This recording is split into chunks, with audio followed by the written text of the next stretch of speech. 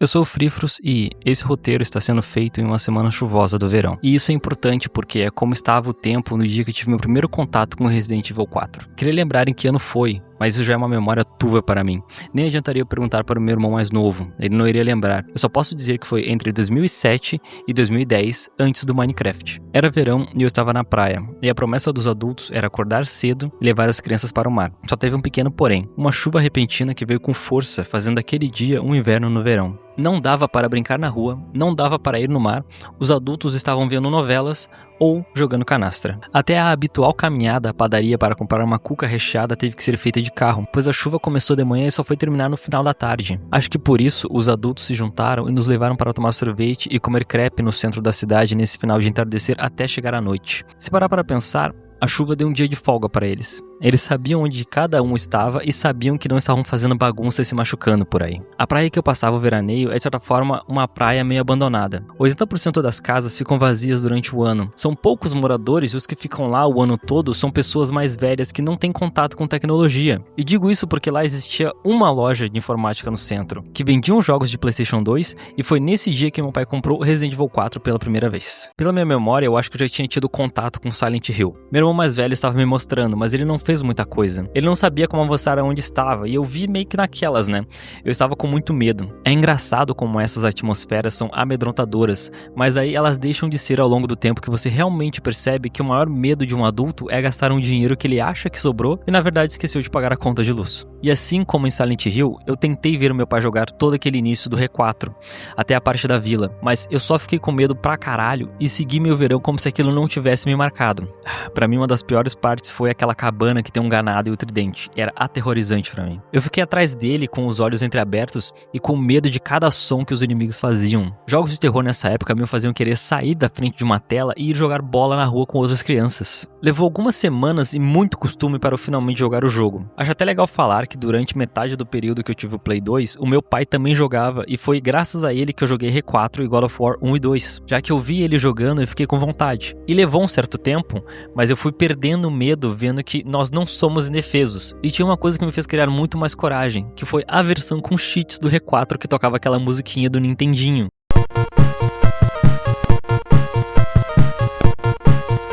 Foi extremamente divertido na época, e eu não usava todos os cheats. Eu acionava vida, munições e dinheiro infinito. Lembro de achar as outras opções meio bugadas, que eram matar com um tiro só e granadas infinitas. Olha, sinceramente, se você quiser comentar de como essas coisas estragam o jogo e blá blá blá, eu fiz isso quando eu não tinha nem 10 anos. Mas sabe que eu faço isso até hoje. O jogo é meu e eu jogo como eu quiser. Os meus mods só estão desativados para a gravação ficar limpa, pois foi graças a esses cheats que eu consegui até mesmo jogar com legendas em português. Eu não entendia muita coisa, pois eu estava chegando de paraquedas no quarto jogo da franquia, mas mesmo assim eu tava lá resgatando a Ashley. Agora que eu me lembrei, eu nunca zerei com cheats, pois essas versões modificadas sempre travavam em um ponto específico. Sem falar em como os discos arranhavam de forma fácil graças ao aquecimento do console que soltava aquela fitinha. E não era sempre que tinha no bazar as mesmas versões dos jogos. Então eu tive que tomar coragem um dia e comprar a versão original, entre aspas, do jogo e jogar pra valer. E eu tinha medo de tudo.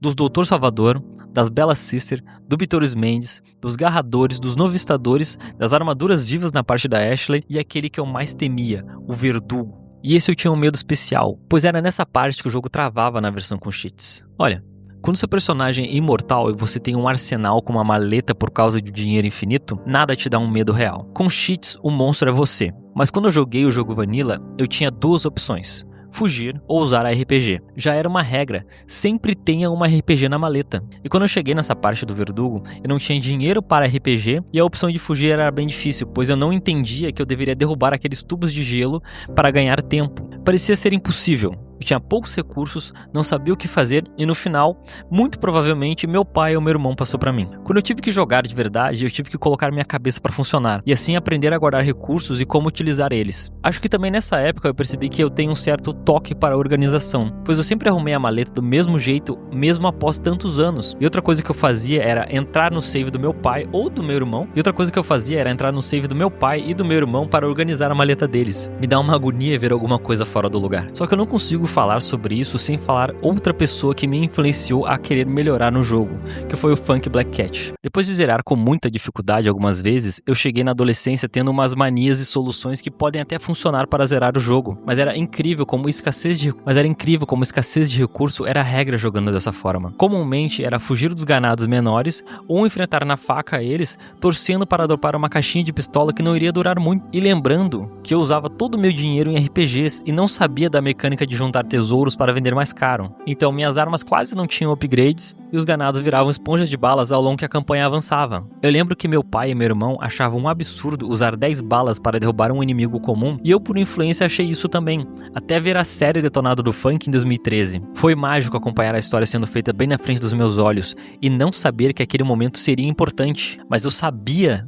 Aqui no fundo eu sabia que era especial. Foi com ele que eu aprendi a usar a faca antes e economizar munição, a pegar todos os tesouros e fazer suas combinações, e fazer o impossível se tornar possível. Zerar o jogo inteiro apenas comprando uma RPG na jornada toda. Como eu disse, eu ainda tenho um certo problema com o Verdugo, mas fato é que ele me fez ver o quanto o jogo poderia se tornar fácil se você soubesse o que tinha que fazer. Foi graças a ele que eu descobri como a faca e a pistola são os itens mais importantes para uma boa run, e o resto são ferramentas momentâneas para resolver um cu lacrado de medo. É um absurdo tu ter uma dificuldade imensa na primeira vez e agora passar a vila com 5 tiros de pistola e a faca, ou derrotar qualquer motosserra com escopeta e a faca, ou derrotar um gigante com TMP e a faca, ou derrotar um garrador com o rifle e a faca.